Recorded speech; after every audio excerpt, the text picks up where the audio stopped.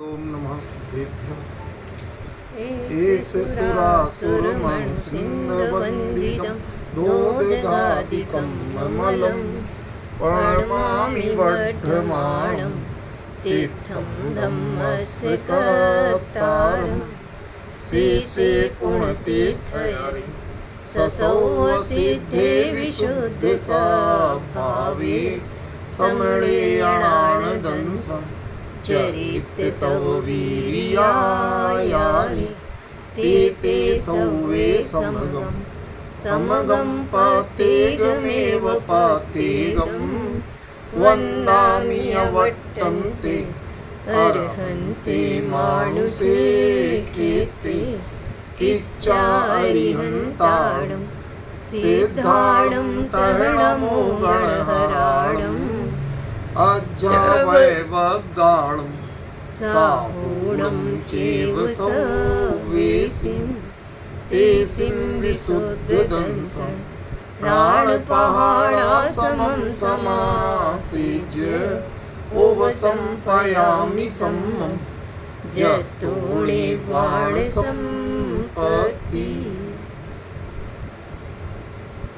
प्रवचन सार परमागम ज्ञान तत्व प्रज्ञापन महाधिकार गाथा 87 पृष्ठ 154। दव्वाणि गुणातेसिं पज्जाया अट्ठ सन्नया भणिया तेषु गुण पज्जयाणम् अपादवक्त्युपदेशो।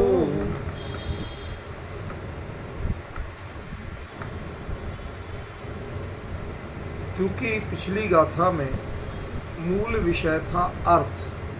कहा था ना आचार्य ने साफ साफ कि जण सत्थादो अट्ठे पच्चखादीहिम बुझदो।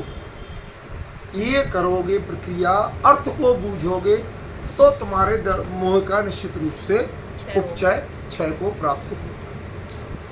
यही कहा था ना आचार्य। तो प्रश्न घूम के वही आ गया कि अर्थ क्या है। अब देखिए समय सार में 13वीं गाथा में जो अर्थ कहा और यहाँ जो अर्थ कहा वो बिल्कुल 360 डिग्री है।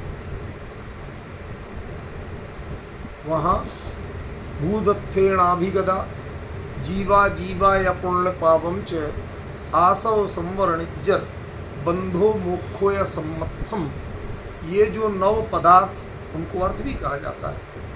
तो ये जो 9 पदार्थ हैं उसमें 9 हैं और यहाँ पे जीव भी पूरे नहीं। डिफरेंस ध्यान रखना। अप्पा दब्बत्ति उपदेश, सिर्फ आत्मा ही द्रव्य और दूसरा कोई द्रव्य नहीं। पॉइंट समझ में आ रहा है?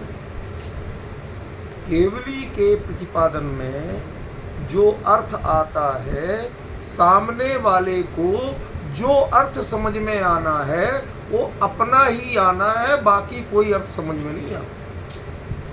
क्यों नहीं आना? प्रश्न करना सीखो। यदि हम प्रश्न नहीं करेंगे तो उत्तर कभी नहीं मिलेगा। इसलिए नहीं आना कि अमूर्तिक द्रव्यों को जानने का कोई फार्मूला आपके पास है नहीं। ठीक है? और मूर्तिक को इंद्रियों के अलावा जानने का फार्मूला भी आपके पास नहीं। अब बचा जीव, तो जीव भी अमूर्तिक है। तो निज के अलावा अन्य कोई अमूर्तिक द्रव्य को आप जान नहीं सकते।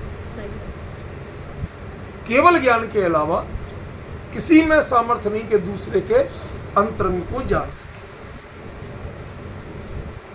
समझ गया? और अर्थ किसको कहा था?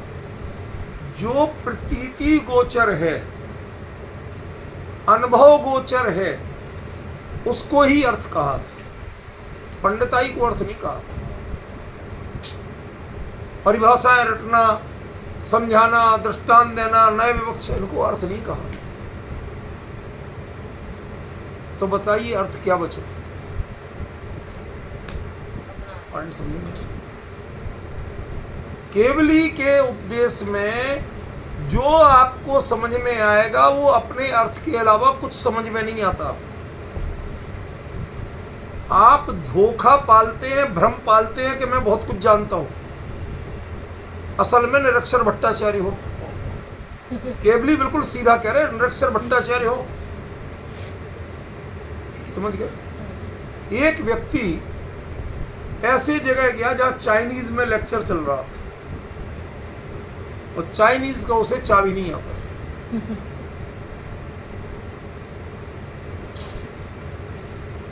वो बाकायदा 2 घंटे बैठा रहा लेक्चर।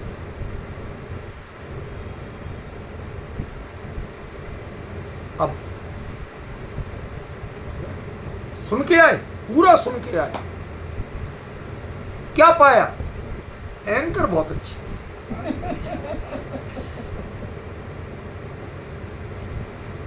मतलब दृष्टांत तो लोग का ही होगा, मतलब कमी कहां होती है? उसके बोलने का ढंग बहुत अच्छा, ड्रेस, अरे इससे चाइनीज और उसमें प्रतिपाद्य विषय ये कहां से आ गए? कहां से सुन समझ लिए तुमने?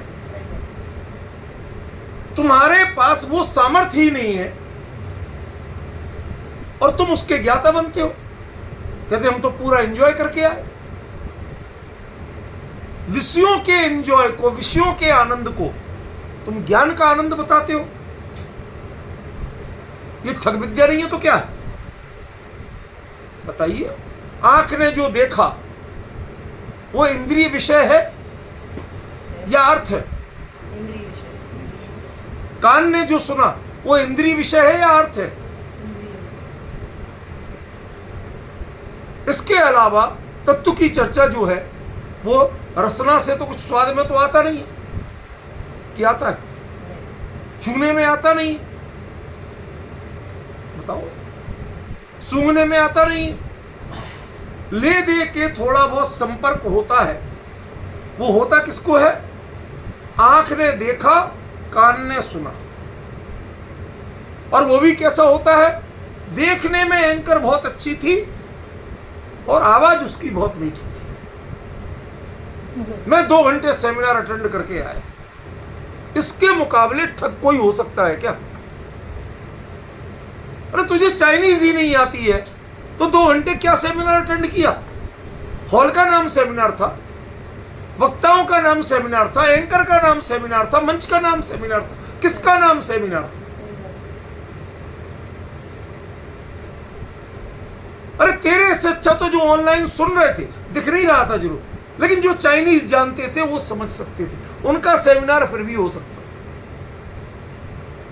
आपने चाक्षुष और श्रोत्र इन दो के ऐन्द्रिक ज्ञान को अर्थ मानने का भ्रम किया। वो भ्रम निकालने के लिए कहा और तो तुम्हें कुछ मिला ही नहीं। 2 इंद्रियों का भ्रामक विषय मिला।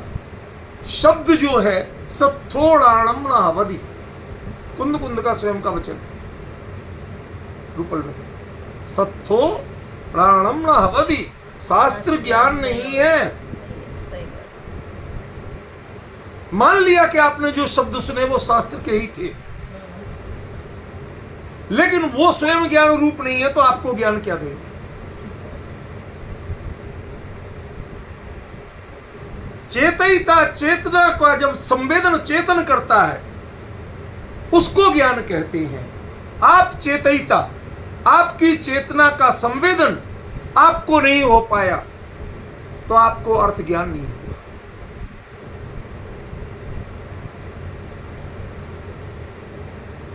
इसीलिए आचार्य ने पिछली गाथा में क्या कहा था? पच्चखा दीहिम बुद्धो। पहले प्रत्यक्ष लगाना, परोक्ष मत लगाना। इंद्रिय ज्ञान आदि ये यदि डायरेक्ट तो ये भी परोक्ष नहीं है, ये परोक्षाति परोक्ष है। जैसे एक कार इंडिया में सबसे सस्ती बताया था 90,000 रुपए की कंपनी से चलती है। अब सरकार के टैक्स लग के डीलर के पास 2.5 लाख की पहुंचती।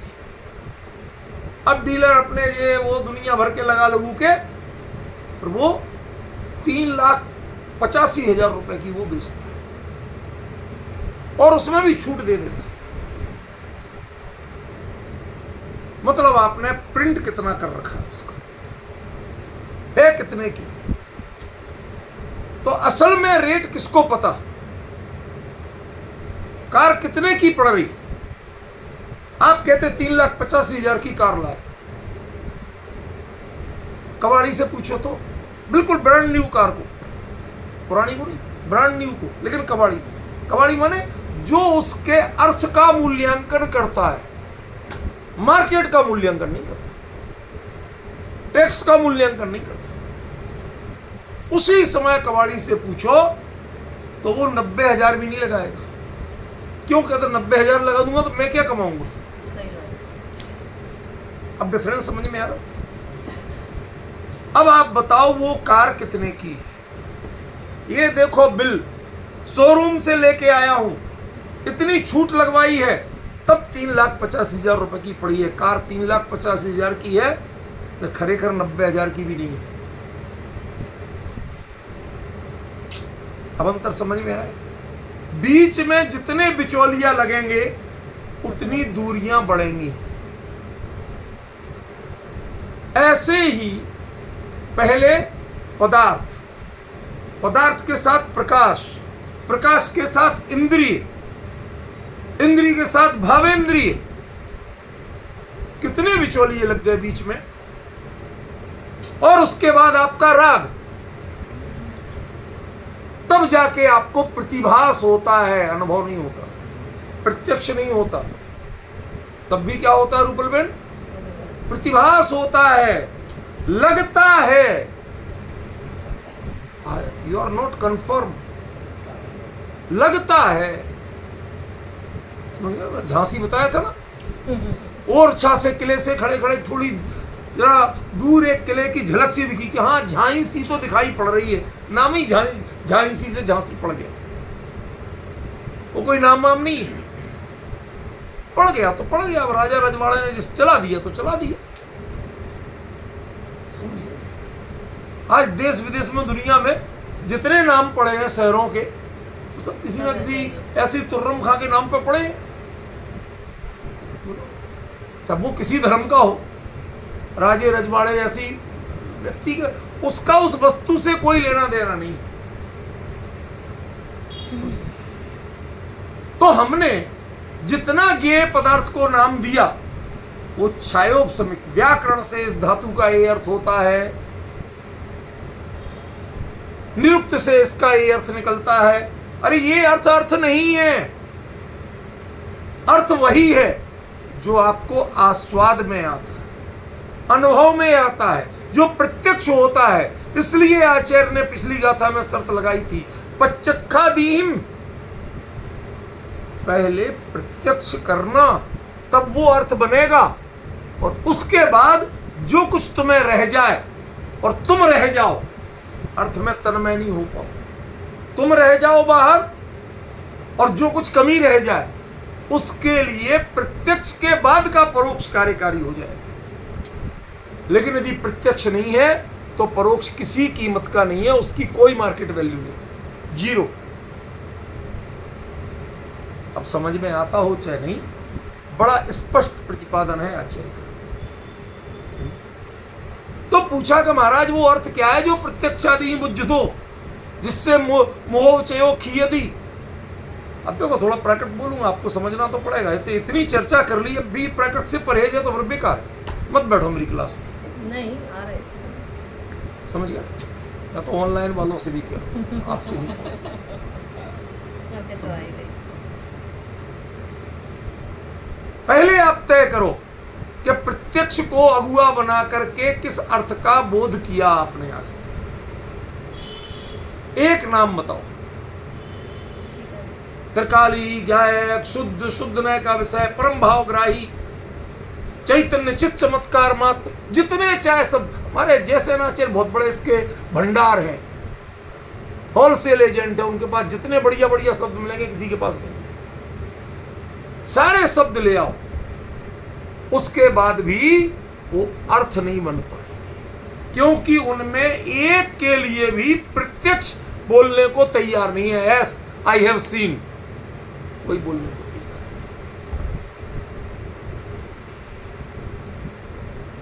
अब बताओ वो ज्ञान आपको अर्थ का बूझना है या नहीं? सारे जीवन हमने फला ग्रंथ में एका, ढिमका ग्रंथ में एका, एनाचार्य ने एका, ओनाचार्य ने वो का, गुरुदेव, ये सारी चर्चाएं हम करते रहे पूरे जीवन। पवन जी सही कह रहा हूं कि नहीं? और इसे उपलब्धि मानते रहे। अरे साहब हम तो तत्व चर्चा के अलावा कहीं उपयोग नहीं लगाते। तत्व चिंतन, तत्वाभ्यास, एक मुमुक्षु को तो यही चाहिए और कुछ नहीं चाहिए। यहां कहते तुम ना मुमुक्षु हो ना तुम्हें कुछ मिला। 50 सको तो 50। कभी कभी इतनी कड़वी और कठोर बात भी पचाना तो पड़ेगी। सत्य को स्वीकार करना पड़ेगा कि जो कुछ तुम्हारी उपलब्धि है वो है क्या। एक के बारे में भी हैव यू सीन और नॉट, भरो आगे कॉलम खाली।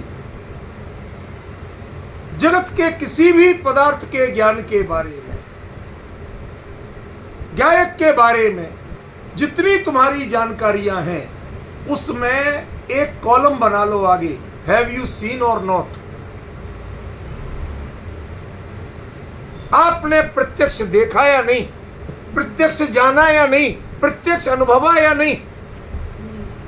यदि नहीं है, आप उसमें यस टिक करने को तैयार नहीं हो ईमानदारी से, इसका मतलब अभी आप अर्थ किसे कहते हैं यहां तक पहुंचे ही नहीं।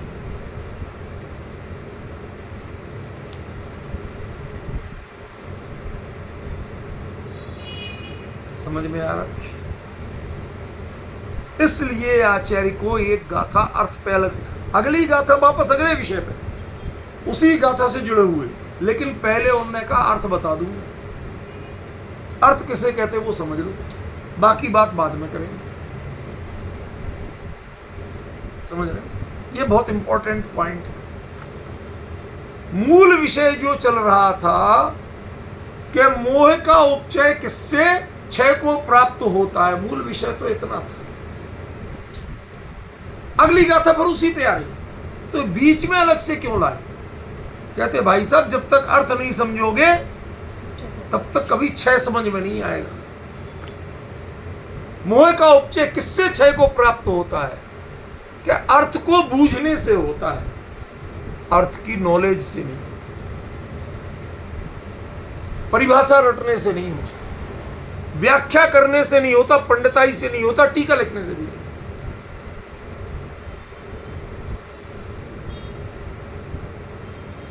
इसलिए मुझे कहना पड़ा था कि भाई कोई तो लिख लिख के दो।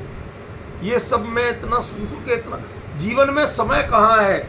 यदि टीका लिखवानी है तो हमें ये मैटर बना के देना पड़ेगा। तब सचिन ने शुरू किया, उसने संडे को लाके दिखाया मुझे, मैंने बताया इसमें इतना लेना, ये चीज़ें स्किप करते जाओ मूल, क्योंकि बोलना एक अलग शैली होती है और व्याख्या लिखना, टीका लिखना वो एक अलग शैली।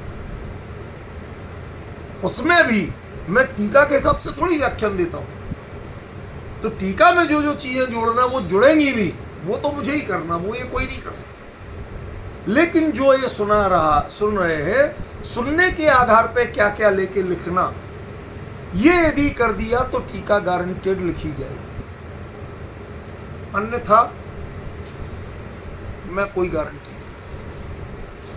यदि प्रवचन सार जी की, नियम सार जी की टीका चाहिए, एकमात्र तरीका है, और इसमें कई कई डायरियां भर जाएंगी आप, तब जाके कुछ बनेगा। ठीक है? और मुझे तो जरा सा देख के अपना काम कर लेना, भाई क्या क्या बताया था उससे ख्याल में, उस पर जरा सा अंडरलाइन किया और उसके बाद उस गाथा की टीका हो जाए। ये असल में बनना बहुत जरूरी है, क्योंकि जो इसका असली प्रतिपाद्य है और उद्देश्य है वो इन उत्थानिकाओं में उस रूप में आ नहीं पाए। आचार्यों ने बहुत बढ़िया किया है, बहुत बढ़िया किया, लेकिन उसमें गैप क्या रहा कि जो उन्हें बताना था वो तो आगम के अनुसार बिल्कुल सही बताया, लेकिन कुंद कुंद जिस वेवलेंथ से बोल रहे थे वो वेवलेंथ उसमें। अब अर्थ माने पदार्थ का स्वरूप क्या है, तो बिल्कुल सही है, कोई भी सही बता दे, समझ गया। लेकिन अर्थ का यहां अर्थ क्या है, थोड़ा सा विचार करो। जब नियम सार में कहते हैं जीवादि बहतच्चम हेयम, जीवादि बहरतत्व तो हे है, तो जब जीव ही है तो फिर बचा क्या, उपाधि। उस गाथा की सुनना, उसमें काफी खुलासा किया था, समझ रहे। तो ये एक हमारे यहाँ का दृष्टिकोण है। जो नॉलेज जनरल नॉलेज के विषयभूत जीवादि है वो आपके किसी काम के नहीं, वो अर्थ नहीं है। जितना अनुभव में आया वही अर्थ है। और अनुभव में ना नए आता है, ना दृष्टांत आते हैं, ना आगम आता है, ना अन्य केवली तक नहीं आती अनुभव। केवली का भी दर्शन मात्र होता है, अनुभव में नहीं आता। क्यों? क्योंकि अन्य द्रव्य हैं, अन्य द्रव्य का अनुभव अन्य द्रव्य कर ही नहीं सकता। बाबू जी एक बहुत सुंदर दृष्टांत देते थे युगल जी से। वो कहते कि तूने मुट्ठी में बहुत सारी चीजें पकड़ रखी, अब रास्ते में हीरा पड़ा दिखा, अब तू उठाएगा कैसे? दोनों मुट्ठियां भरी, पिछला खाली नहीं करेगा तो नया पकड़ में नहीं आए। हमने दृष्टांतों को, नयों को, पंडिताई को, इसको मुट्ठी में भर रखा, दिमाग में भर रखा, तो ये अर्थ पकड़ में कहां से? सीधा सीधा प्रश्न। इसलिए आचार्य ने मोह के क्षय, उपचय के क्षय का उपाय बताते बताते बीच में अर्थ की गाथा लगा कि यहाँ पे और कोई अर्थ मत ले लेना, यहाँ अर्थ का अर्थ दूसरा ही है, ये एकदम भिन्न है, ये वो वाली बात नहीं है जो आप समझते हो, समझे? अब देखो ये गाथा ढंग से। दव्वाणी, सोचने की बात है। दव्वाणी, दव्वम नहीं कहा, दव्वाणी बहुवचन है। अब आत्मा दव्वाणी तो हो नहीं सकती। अब समस्या समझ में आ रही है? इसका अर्थ अब इतना आसान नहीं है जैसा आप समझ रहे थे। अप्पा दव्वत्ति उपदेश ये तो हो गया, वहां तो दव्य एक वचन है, लेकिन दव्वाणी ये तो बहुवचन है। गुणा, पज्जाया, ये सभी यदि अर्थ संज्ञक हैं, ये सभी अर्थ संज्ञक हैं, तो फिर तो बहुत सारे अर्थ होंगे। ये तो होंगे भाई, जितने जीव उतने अर्थ। आपको आपका आत्मा अर्थ है, मेरे को मेरा अर्थ है। मैं आपका अनुभव नहीं कर सकता, आप मेरा नहीं कर सकते, खत्म कहानी। लेकिन है तो ना कि नहीं है? समझ में आ रहा है ना? वो तो केवली का ज्ञान कभी उसका अपलाप नहीं कर सकता। लेकिन पच्चखादीहिम बुझदो, जब आप बूझोगे तो अप्पा दव्वत्ति उपदेश हो, फिर अकेला आत्मा ही द्रव्य रह जाएगा, फिर बाकी सब गायब हो जाएगा।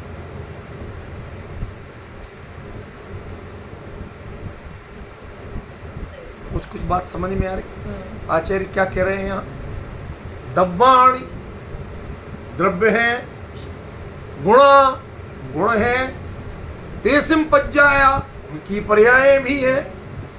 इन सभी को अर्थ संज्ञा बढ़िया, इन सभी को अर्थ नाम से, अर्थ की संज्ञा से कहा गया।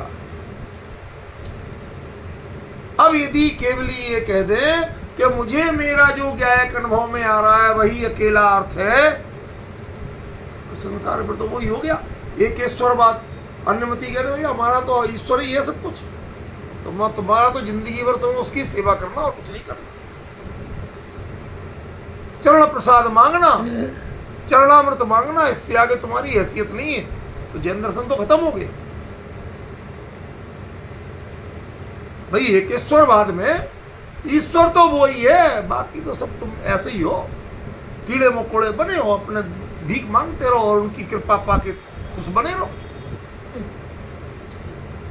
किसी विश्व के दर्शन ने, जिसे असली लोकतंत्र कहते हैं, लोकतांत्रिक दृष्टि कहते हैं, प्राणी मात्र के प्रति साम्यवाद जिसे कहते हैं, किसी विश्व के दर्शन ने नहीं लिया। सबने कहा मेरी शरण में आओ, मैं जितना कृपा कर दूंगा उतना सुख मिलेगा। लेकिन एक जैन दर्शन है जो ये कहता दब्बाणी हर द्रव्य भी अर्थ, वो अपना अनुभव कर सकते। उनके जितने गुण है वो भी अर्थ है। अर्थ माने वास्तविकता। यदि ये सभी वास्तविक हैं, कहते हैं वास्तविक, तो अकेला अप्पा ही दव्य क्यों है कि जब उसको प्रचिखादिहीन बुझ दो, जब बूझना चाहोगे तो अकेला आत्मा रह जाएगा, फिर कुछ नहीं बचेगा। कितना क्लियर विजन है, अत्यंत स्पष्ट, कहीं कोई ब्लरनेस नहीं, कोई धुंधलापन नहीं।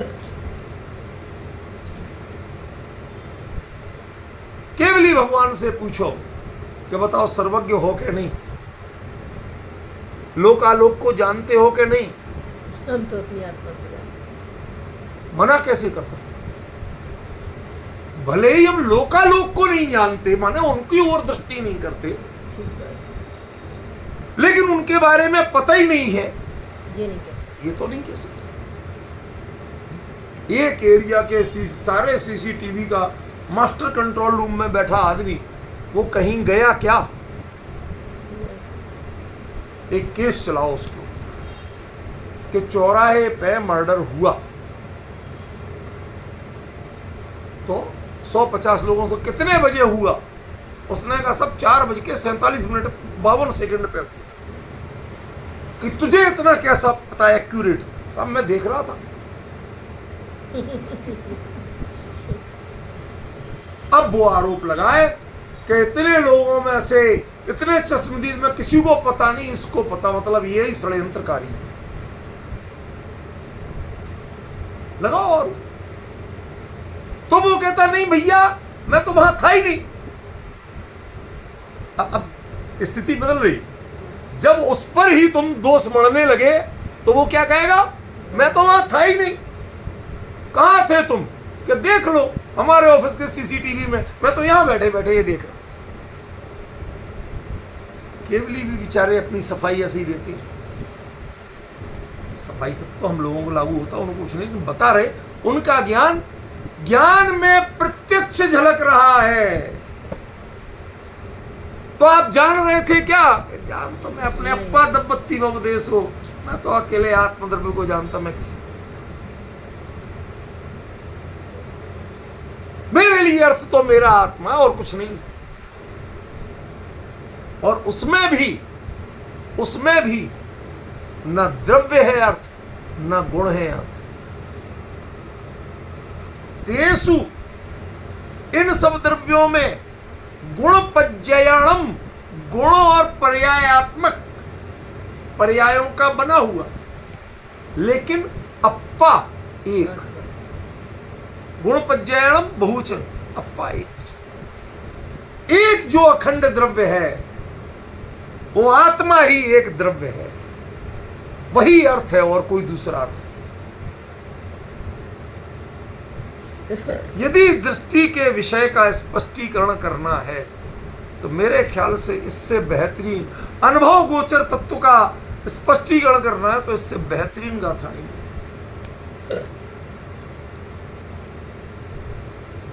अप्पा दब्बत्ती उपदेश, भगवान ने एक ही बताया, एक आत्मा। क्या जान रहे थे आप?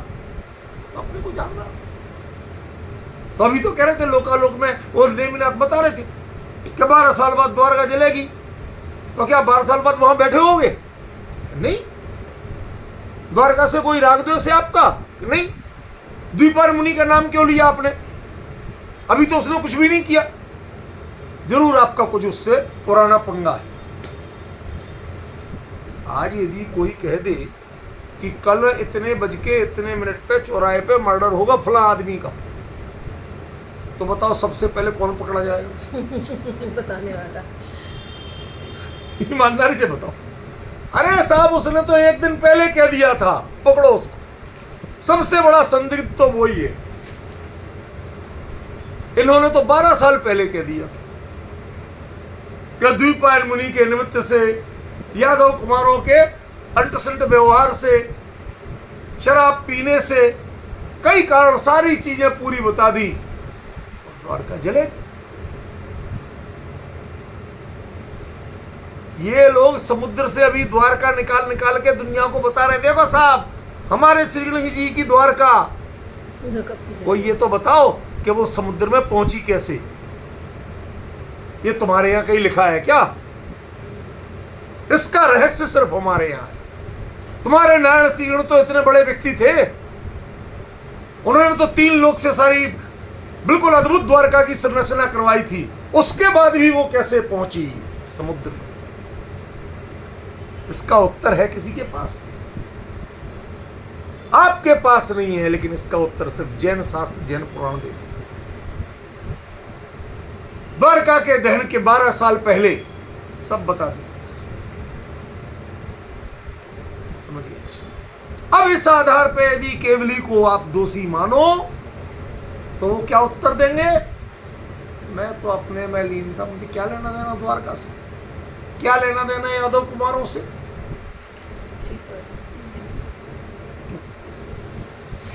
अच्छा एक बात छोटी सी, नाराज मत। आजकल के राजनीतिक जब मतलब निकालते हैं तो बड़ी चतुराई का प्रयोग करते हैं। क्या कहते हैं?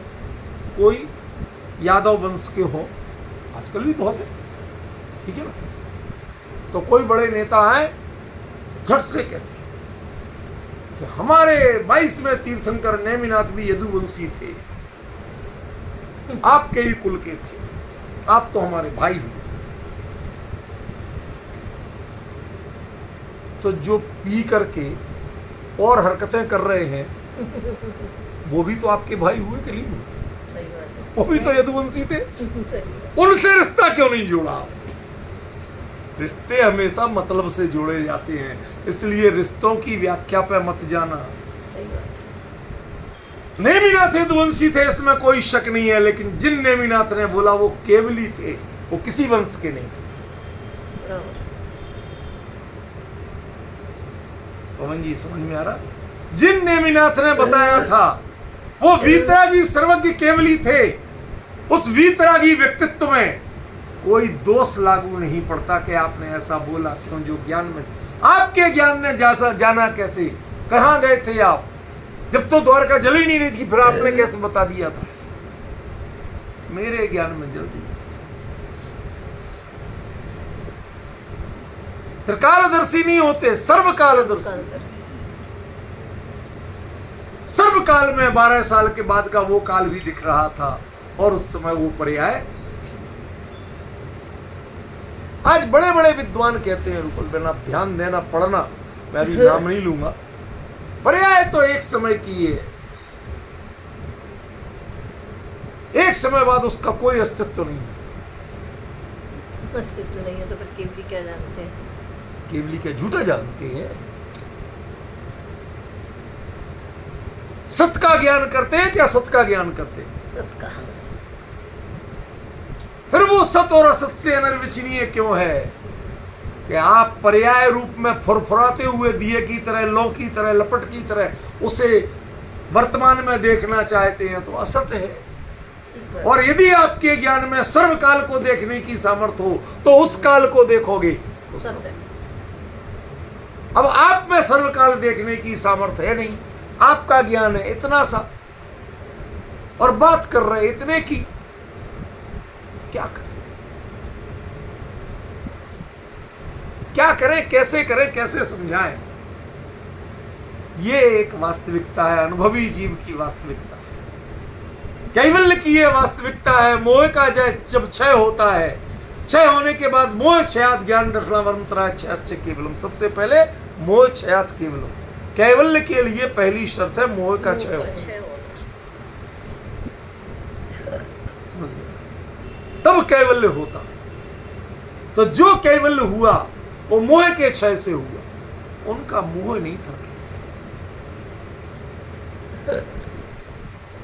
और आप बिना मोह के कुछ नहीं जानते।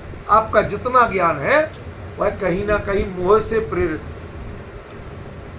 जितने बड़े बड़े मर्डरर और शूटर मिलते हैं, जब वो पकड़े जाते हैं तो जो इंट्रोगेटर होते हैं ना, पुलिस के बड़े बड़े अधिकारी, तो छोटे भैया को तो और ज्यादा कुछ आता नहीं है। 10-20 घूसे मार लो, डंडे मार लो, बर्फ की सिल्ली पे लिटा लो, वो तो अकेले फिजिकल जाते हैं।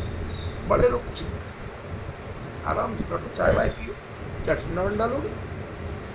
कहते आपको कहा किसने था, बस इतना बताओ, हम आपको सरकारी गवाह बता दें। इसके लिए कहा किसने था, ये प्रेरणा किसने दी थी, तुम्हें भेजा किसने था मर्डर करने? क्यों? असली मास्टरमाइंड तो वो है। तुम्हें ये को जानने को, ज्ञान को प्रवृत्त किसने किया था, ये बताओ। वो मोह है बस। इसलिए मोह का क्षय जरूरी है। दुनिया में ये मास्टरमाइंड मर जाएंगे, खत्म हो जाएंगे, पकड़े जाएंगे, तो ये छुट भैये कुछ और काम करते नजर आएंगे। ये इनके काम, इनकी अपनी हैसियत नहीं है, इनकी अपनी प्लानिंग नहीं है। ये मर्डर करके क्या पाएंगे? कुछ नहीं। इन्हें जो लाखों लाखों मिलते हैं वो देते हैं।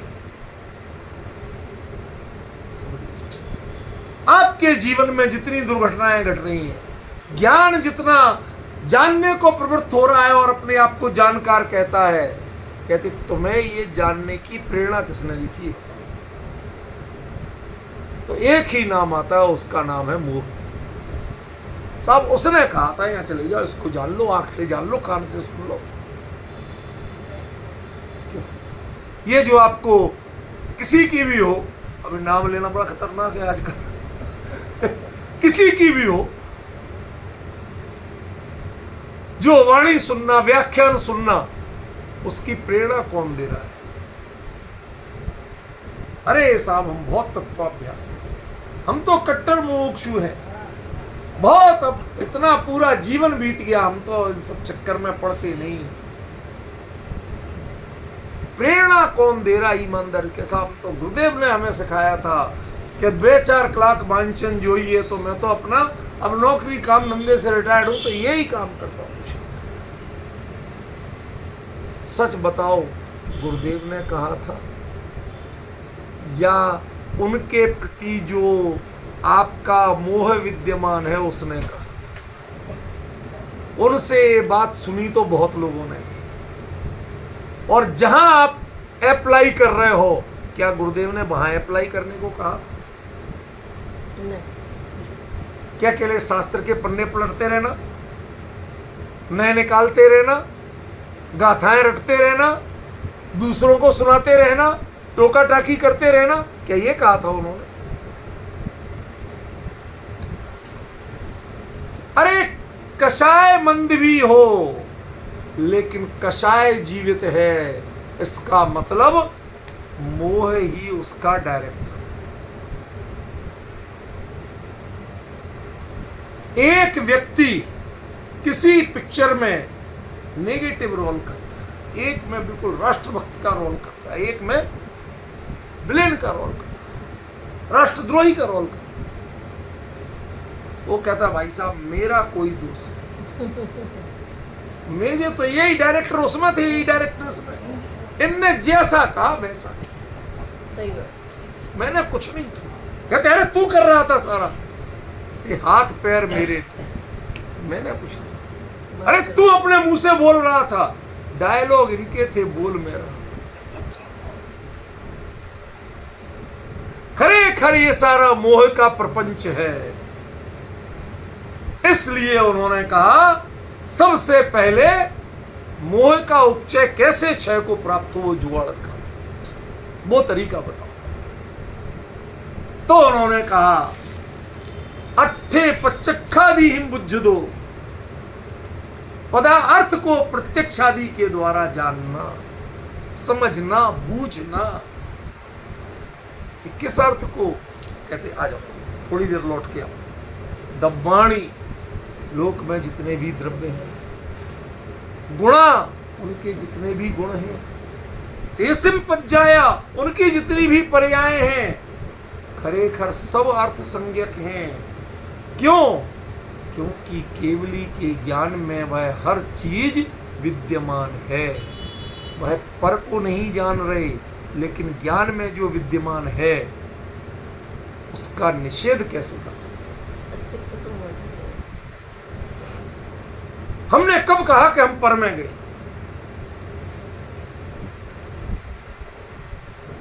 हम अपने को ही देख रहे हैं, लेकिन उसकी जो गायक के एक एक फलक पर संपूर्ण लोकालोक के द्रव्य, उनके एक एक गुण और उनकी एक एक पर्याय बिल्कुल निर्मल प्रतिबिंबित हैं। तो अब बताओ कि आप जानते किसको? तेसु गुण पज्जयाणम, जितने ये गुण पर्याय हैं, अप्पा दब्बत्ति वो देशो, मैं अकेले आत्मा को जानता हूं, किसी को नहीं। किसी में मेरा कोई इंटरेस्ट नहीं है, कोई लेना नहीं। जब तक गुण पर्याय का भी आकर्षण रखोगे तब तक मोह जीवित रहेगा, तब तक मोह शांत नहीं। शुद्ध आमनाय चलना चाहिए, मूल संग ही चलना चाहिए। इसके लिए कुंद कुंद ने दुनिया भर के प्रयास किए। जब भगवान के समोसरण में पहुंचे तो क्या निकला? कहते इसी कारण कुंद कुंद में संग में तुम छपक श्रेणी इस कारण नहीं कर। तुम्हारे मन में ये मोह विद्यमान था कि मैं बिल्कुल पंचम काल के अंत तक तो भी शुद्ध तत्व रहेगा, तो मैं पंचम काल के अंत तक के लिए इस तत्व को शुद्ध रूप में प्रतिपादित करके जाऊं। कोई भ्रम नहीं, डंके की चोट बता के जाऊंगा, यही सत्य है, दूसरा सत्य नहीं। तुमने समुद्र छानने की कोशिश की, कुंद कुंद जैन दर्शन लोटा छानने की बात करते। समुद्र को छानना मोह के बिना नहीं होता है, लोटा छानना अपनी प्यास बुझाने के लिए। समुद्र को छानना प्यास बुझाने के लिए नहीं।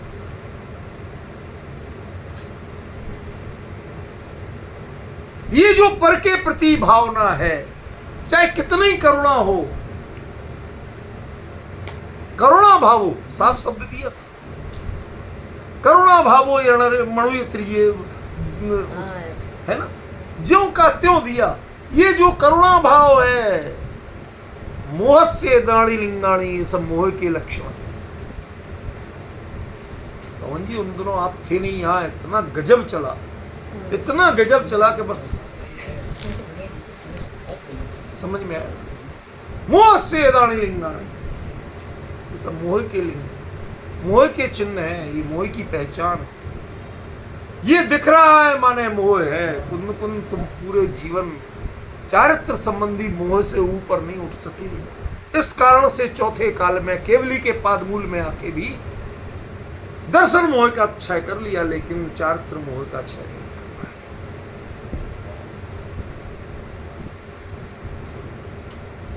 अब क्रमबद्ध में जो है सोई होगा। तो महाराज अब मैं करूं क्या कि तुम ये जान लो कि नियम से चारित्र मोह के क्षय का उपाय क्या है। तो क्या कहा आचार्य देव ने? साफ साफ, जन सत्था दो अत्थे पच्चखादि हिम बुझ दो। प्रत्यक्ष को प्रमुख करके, स्वानुभूति प्रत्यक्ष को प्रमुख करके जितना जानने में आए उतना ही अर्थ ज्ञान सार्थक है।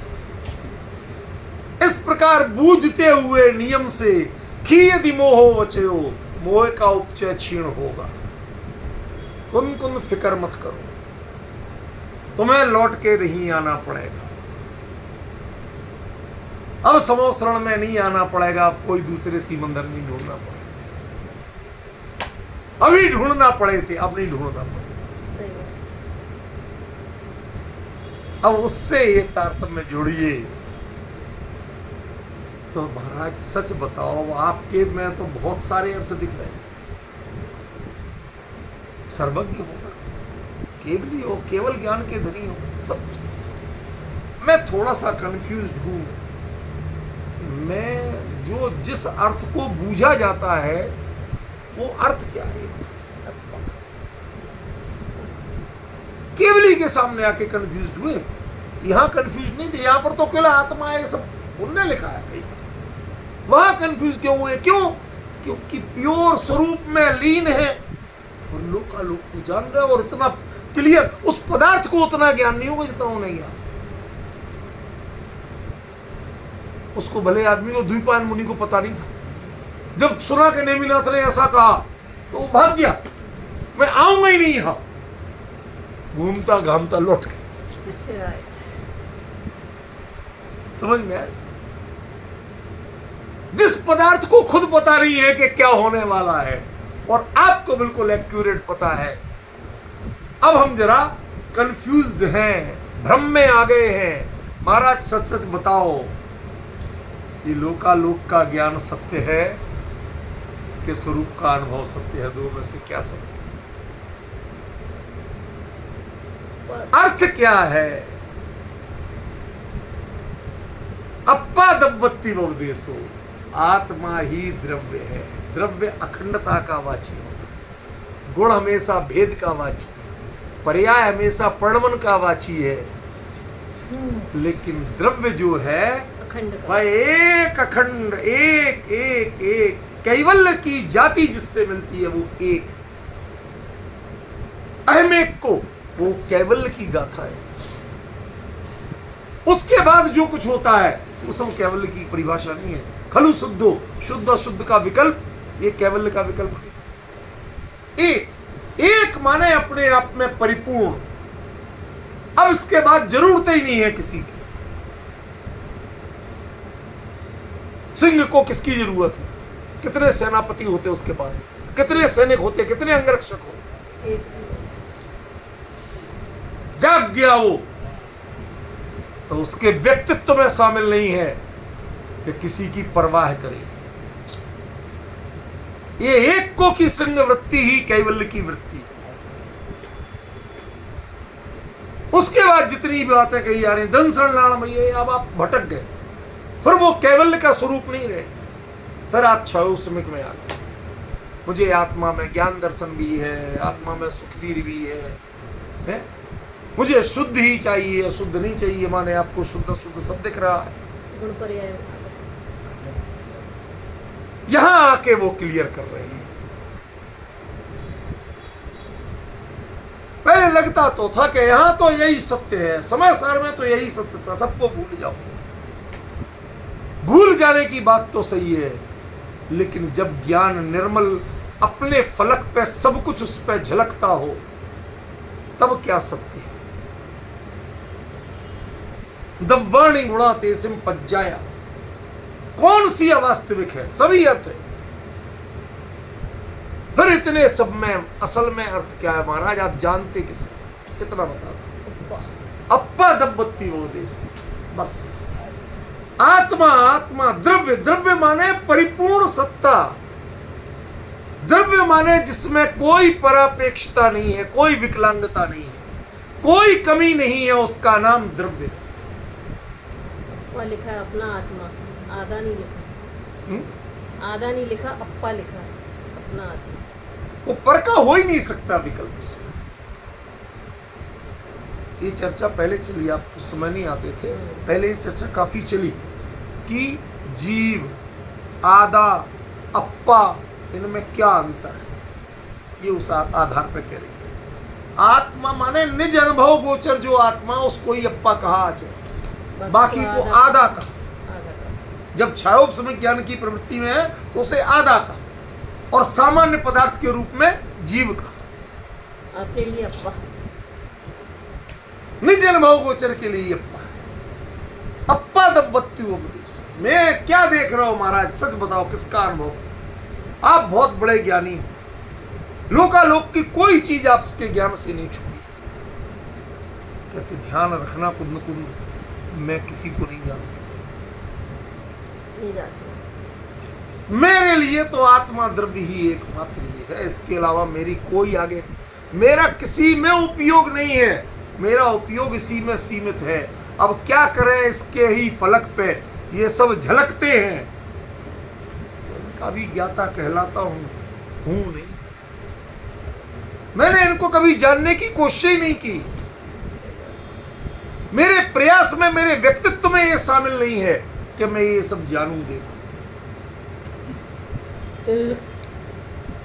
सच बता रहा हूं एक बात, शंकर दयाल शर्मा जी जो राष्ट्रपति बने थे ना, तो एक बार उनके साथ ऐसे ही बैठे थे, तो बैठे बातचीत हुई, तो इसी प्रसंग में ज़्यादा डिटेल बताना ठीक नहीं, तो ऐसे ही बातचीत हो रही, तो मैंने ऐसे ही उनसे पूछा, तो कह रहे थे मैं तो पक्का जैन हूँ, भले ही जन्म से ब्राह्मण हूँ, पक्का जैन हूँ। क्यों? पूरा भक्तामर याद है। कहते आपके जैन मोहल्ले की कई लेडीज आती थी, कभी शुद्ध भक्तामर संस्कृत सीखना, मैं जाओ पंडित जी का चले जाओ, तो हमारे यहाँ आती थी लेके पुस्तक, मैं उन्हें पढ़ पढ़ के उनको सिखाते सिखाते मैं सीख गया। क्या छान के पानी मैं पीता हूं, प्याज व्याज मैं भी नहीं खाता, पक्का जैन हूं मैं तो। ऐसे बोले तो हमने कहा महाराज आपको पता है कि आपके नाम से जो निविदाएं निकलती हैं वो काय काय की निकलती हैं। सही बात। कहते क्या मतलब है? मैंने कहा महाराज आपके साइन कब हो जाते हैं आपको पता नहीं चलता, वो तो फाइलों पे साइन पीए उतनी खोल के दिखाता है, सर यहाँ साइन कर दो, समझ गए ना, और उसके बाद में बाकी साइन पीए सब पे कर देता है, एक पे करा दिया, साल भर की फुर्सत। आपके नाम से क्या क्या नहीं खरीदा जाता, क्या भारत के राष्ट्रपति की ओर से यह निविदा जारी की जाए, उन्हें पता ही नहीं, समझ। ऐसे केवली से पूछो कि महाराज लोकालोक में क्या क्या जान रहे हो, कहते अप्पा दम्पत्ति में उपदेश हो, मैं अकेले आत्मा को जानता हूं, किसी को नहीं जानता। बाबूजी ने सुपर प्रकाशक में गजब का विश्लेषण किया, गजब का विश्लेषण किया, समझ गए? देखो पहचानो इसे, ये आचरण ये किसी व्यक्ति का नहीं है। हमारे समाज के एक बड़े चौधरी बोले, अरे बाबूजी ने सुपर प्रकाशक में कुछ एकांत बात दिया है, वो कुछ गड़बड़ है, प्रामाणिक करवाओ उसे। मेरे ही से बोले फोन पे, कहा वाह, हमने कि आपको कितना पता है? नहीं नहीं लोग कह रहे थे। हमने कि कोई कह दे आपसे कि कौआ आपका एक कान ले गया तो टटोल के बात करोगे कि हाय हाय मचाने लगोगे, हाय कौआ मेरा कान ले गया? कहते नहीं टटोल के करूंगा। तो हमने कि आपने टटोला? नहीं, प्रवचन सार जी में साफ लिखा, उन्होंने तो वहां से बोला।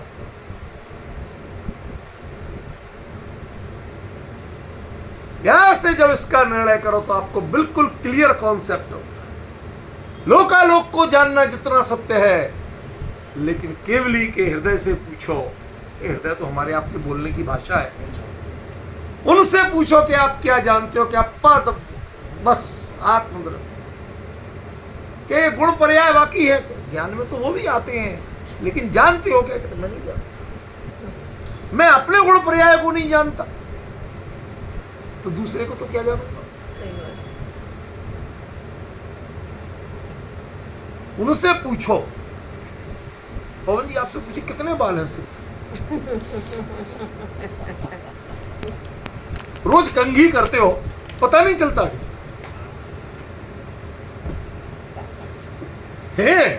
मेरे ही सिर पे। मैंने कहा ठीक है, कंघी करने को कर लेते हैं, इसके लिए थोड़ी करते हैं कि कंघी से एक एक बाल गिरना है। कितने होंगे जितने, समझ गए? देखते हैं, संवारते हैं, पर उसके बावजूद वो उसका लक्ष्य नहीं है। दृष्टांत बहुत सीमित होता है, एक देश होता है, इसलिए उसे सर्वदेश लागू मत करना। समझ गया। लेकिन मर्म समझो आचार्य क्या कहना चाहे। तेसु गुण पज्जयाण, उन पर्यायों का आत्मा, पर्यायों में आत्मा नहीं। तेसु सप्तमी, गुण पज्जयाणम षष्ठी। उन गुणों और पर्यायों का जो एक अखंड द्रव्य है, इसका मतलब निर्गुण नहीं हो गया। कबीर कहता है निर्गुण परमात्मा, ये निर्गुण नहीं है, सही। सब है, लेकिन उनकी भेद कल्पना, भेद बुद्धि, भेद रूप अनुभव, एक एक का विकल्प वो नहीं। पज्जयाणम सही है। समझ में? तेसु गुण पज्जयाणम अप्पादवत्ति। अब अभी इस गाथा का जितना आज लेना था वो तो दे दिया, बता दिया, लेकिन अभी इसमें माल आगे का बहुत है, वो कल चलाऊंगा। कल ध्यान से सुनना, कल एकदम नया विषय आएगा, और वो विषय जो आएगा उससे अगली गाथा सीधी जुड़ जाएगी, उसमें आपको मोह का क्षय दिख जाएगा ख्याल में। तो वो विषय भी चलेगा। आज यहीं तक।